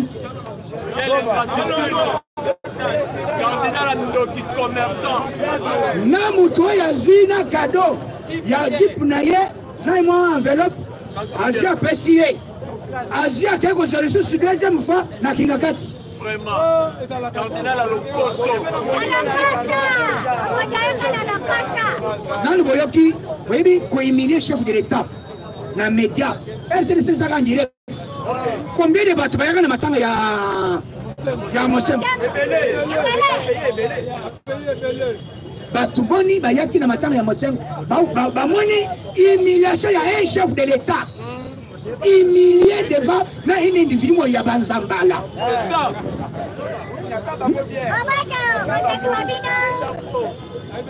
A humilié il y a banini, a monsieur Sebastien a bifecté, avant de baser ce peuple-là, le peuple a souffrir. Le peuple a souffrir, papa n'a pas le peuple a souffrir.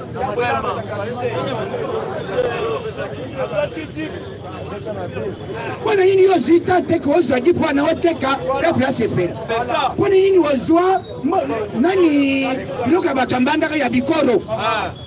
Bato na avion ya bande kwana ya Bukungu ikela. Ateka mbongo. Yaona yeye sapap maloyo tongela ba monseigneur na banani ba robo ezanga ba poche. C'est ça. Bo robo soko chimbonga bele komona na te. Ezo kota kote gotonde po itonde zibe fe kote tele. Ah, Fatibe. Isalime. Misale zo salama. Donc na minute oyo chef d'État zo travailler, les lotos na succès moko ya makasi na ministre ya biso finance. La cotisation mensuelle, récolte mensuelle dans la République démocratique du Congo pour la toute première fois, ministère de la Finance à travers Nicolas Kazadi va récolter pour moi Oyo 1 milliard de dollars. Qu'est-ce que vous voulez?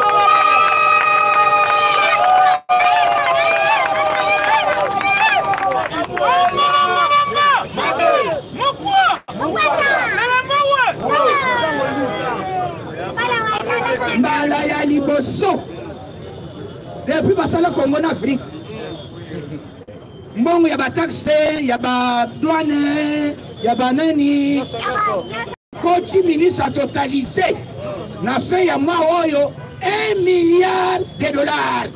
Betani voilà Kazadi maboko betani maboko Nicolas Kazadi Kazadi wetu Kazadi ume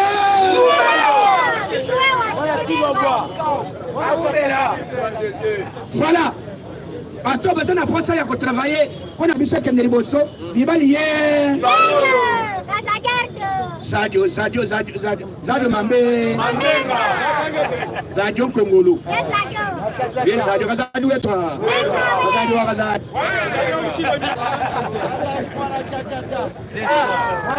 alobi moi moko depuis basala Congo ministre d'abord à Rosota ya kozombo wana ko bombela l'état té ye lokola comme ministre de finance faut me bana ba vimba famille mais ye abombi mbongo koti asali calcul lelo 1 milliard de dollars. Très bien. Voilà mibali bon soto salima mususu tangu facha lobaki ke tokokoma na ba milliards de même nani ministre abiso premier ministre nani Sama Lukonda alobi tokosala 30 milliards. Olobi te yiri kebele. Bino bozulu ba milliards ezana ba maboko ya banani pocha ba obemina. Ezabe? Et d'ailleurs, pour confirmation, la justice les 15 qui vivra les 15 en direct. Tokochango na ba télévision même na yoka so tokochango en direct. Bozolanda procès depuis na cour de cassation en direct pona matata nani les 15 zéro-1. Mais bino auto moni wana makambo nous les sortissants nous les partis politiques nous demandons qu'on libère les matata bon tango bakangi ya biso était le monde to sali marche to sali déclaration zeta mubese basali boyi kongo ya kukauka shasa libomba simba ye umukamati mukwa isali mesala nini moment tokomi bato bayebaki évolution ndenge ezokende te comme bato bazokanisa ke biso ide biso zeko travailler te tala ba fruit ya makambo facha azosala bato wana baza na posa nini ba bloquer œuvre ya gratuité enseignement tango bamoni bato basala examen ao comment dossier ya Augustin Kabuya ya Jean-Marc Kabon ekoti débat pona ni ba vu débat ya Moïse Katumbi te po ba lobby qui fut le gouverneur de l'ancien gouverneur ya Okatanga en 2013. Question wana batuna wana examen d'état. Wana batosanga débat. Oyibi ata bosa le débat. Aussi le tabo zo critiquer aussi azosala ni. Donc dino banga na binote. Bato babangisa biso balobaki ke on ne peut pas nous ali moins. C'est ça. Akomi bolobo d'après tout, je soutiens les chefs de l'État. Amen.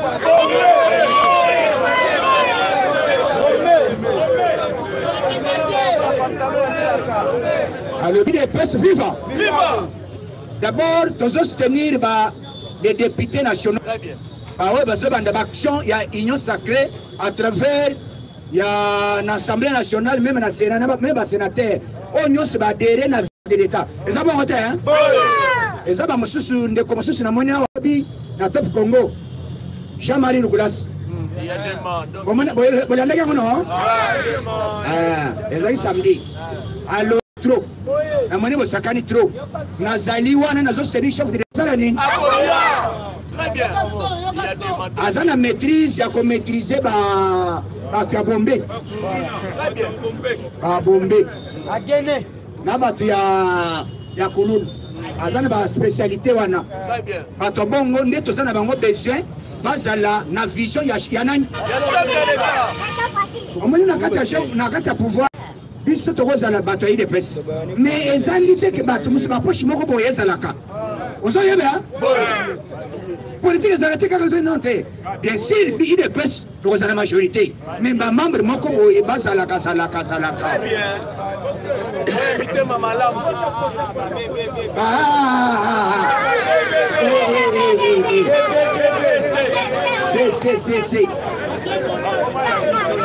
voilà yosono sima matemato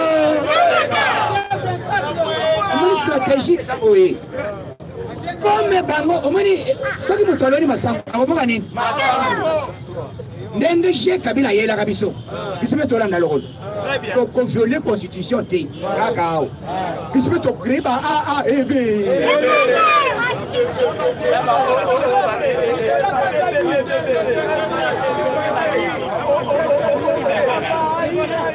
tokocreye tolobi te Jean-Marie Lolas oza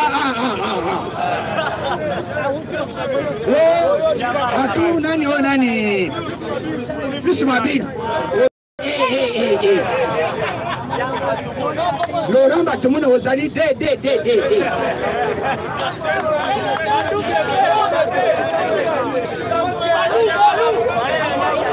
Ariet Wam oza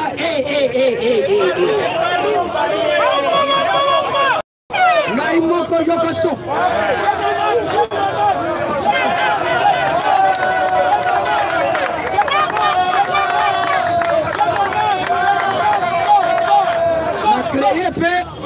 na créé pe eloko genono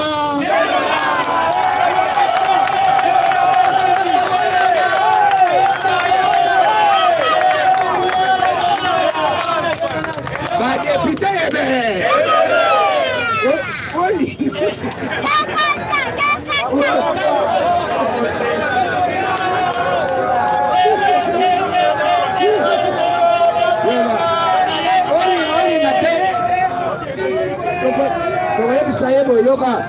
oyebiseka boy olinga te tolobi te député ya jeune no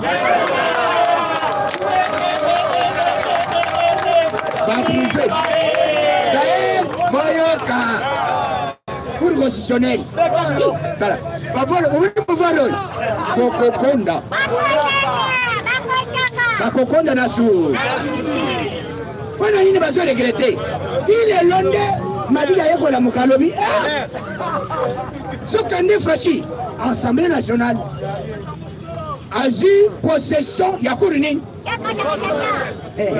on a donné Dibois voilà oui bikanda Dibois zandeni baboya kaba investir ye sko yo ya kolegas c'est ça babole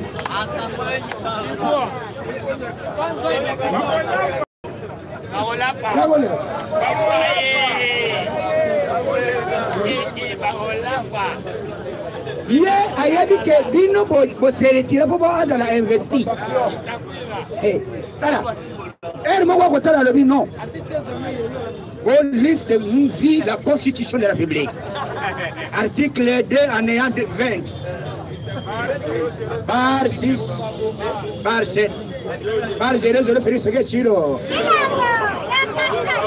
par 2020 omoni baba rwana nebo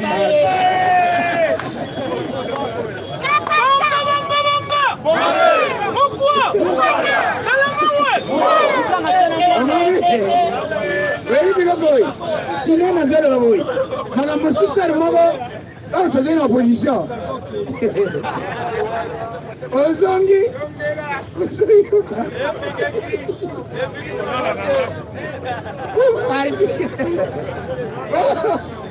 article 00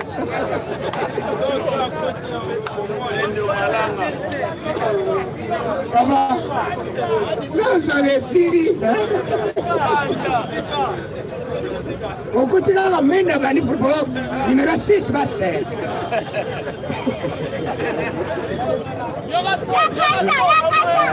Tika. On loin. Ah, il est pas suivant. Que lobby, bête ma boko pour Nicolas Kazadi. Ezali na ba wario ba bilombe oyo basimi ke pouvoir ya Fatina lobby recette ya 1 milliard na mwa moko. Donc ba lobby basale récolte mensuelle ya ba taxe ya ba DGI ya ba DGA DGRAD ba KI ba DGDA ba totaliser 1 milliard na que c'est l'État. Papa, non, mon corps fatigué. Voilà. Nicolas, ça dit quoi toi? C'est ça, de ma mère. Le lot. Donc, le lot bas congolais, tous les poste ça, tout le monde a makambo et salama. Donc, tous les poste ça, il y a kambo évolué. Tous les poste ça, moi quand on a vu ce changement. Nazo yeb se bato yo, bato bazami ba komata bazana changu. Ezana information ezo salama na quartier 3. Bato wana bakota ke réunion. Balobi bazozela les 15 balobi bakosala par tous les moyens ba empêcher pouvoir ya Fachi à ça le deuxième mandat. Il m'a dit yango. Batouare va bimanazela. Mais biso il est besoin que nous banganga bo service ba. Biso to service sango fa 40. C'est ça. Biso to saba. Ko sala ba démonstration. Ce qui vous a mis balisé yango. Très bien. Les 15 biso na bino zato na nini? Na le bi les 15 to za na zato na nini? To za ba combattre na terrain. Tokozala na la police, tokozala na bureau de, tokozala na nyosono na sapeur pompier. Sauf kolata teni ya IDPST. Aussi nyangwan. Kozala na effigie IDPST. Ko bango bazana posa nini? Baso ba drapeau, ba ba tei IDPS ngoy, ba ba ndosala sabotage na komba IDPS. Bisibe ba infiltrer biso. Soki to moni ozana drapeau, bisibe ba infiltrer biso. Soki to moni ozana drapeau, ozo tumba pine, ozana sur place be. D'ailleurs, biso ne ba ko stratégie. On a lobby boss à la kimia évolution et ça bien Fachi azobete diplomatie kitoko makambo ezokende bien nayoki ba mama ya ba chambre froide baleli balobi makambo ezotambola bien te likambo namoni le peuple d'abord namoni ye mais dossier ezali awa eza boye tosengi na ministre ya économie a favoriser ba Congolais de père quoi? Comment yo zali ko pesa privilège na ba Indien? Na ba Libanais. To boy Libanais te. To boy Indien te. Mais Indien wo ya zoto se midoko ya mboka te. Atambo? Libanais wo ya zoto se makama mboka te. Atambo? Aza ennemi ya nani? Aza ennemi ya nani? Ya Congolais. Voilà. Donc, comment communiquer na RFI? Selon RFI, on a vu déjà que pour l'Assemblée nationale, Denis Kadima, c'est déjà adopté.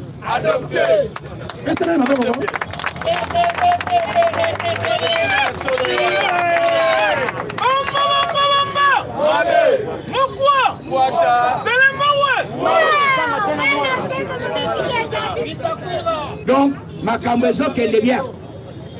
Dans le moment où les cambezzali a que John Numbi, le col a déjà bakouti awa.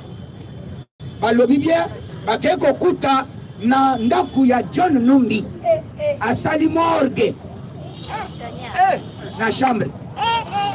Maintenant, abomi combien?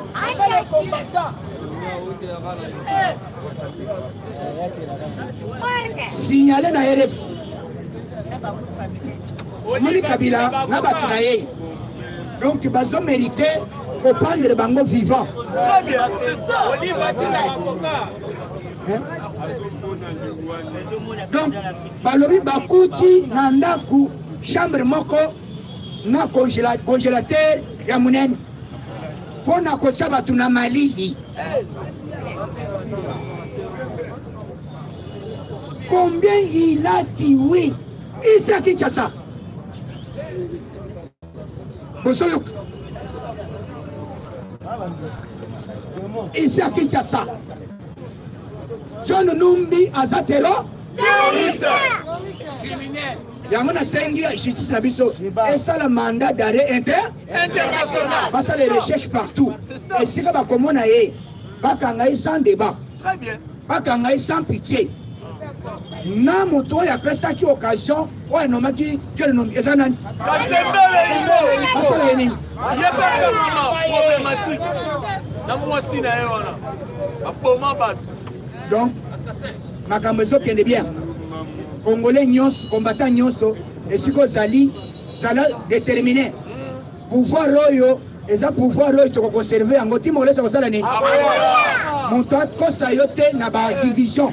Monto yelo te makambo ya tribalisme. Oyo nyonso azoyelo makambo ya tribalisme azali munguna ya peuple congolais. Donc biso ba congolais de père et de mère. Ezala ozali de Dakar. Ezala ozali nani mais ceux qui ont la vision, il y a le peuple d'abord. Tondimi oya au quoi accéder dans la poste mosuso sauf présidence anine. Ok. Dans 48 heures assemblée bazo siéger. Dans 48 heures bazo siéger ils allaient pour la confiner biloko mike wana. Donc ceux qui va ici Facha Keiguna n'est pas pour nani. Ah si ce n'est pas moi qui va choisir. D'abord moi je suis pas prêtre. Je ne suis pas pasteur. Comment on peut me donner les choses où on a évité? Moi, j'attends seulement des décisions de l'Assemblée nationale. So basili ici. Non, il m'a dit, le banin. Tout ça, le marche. Le baquet Fati a signé ordonnance. C'était à confirmer Denis Kadima. Bon, Ganini. On va le tirer de fire. On va le na Zambie. Tumali se donne comment ekita na mai na zamba na forêt sacrée bisika basolo kamboka na biso ekita epela fa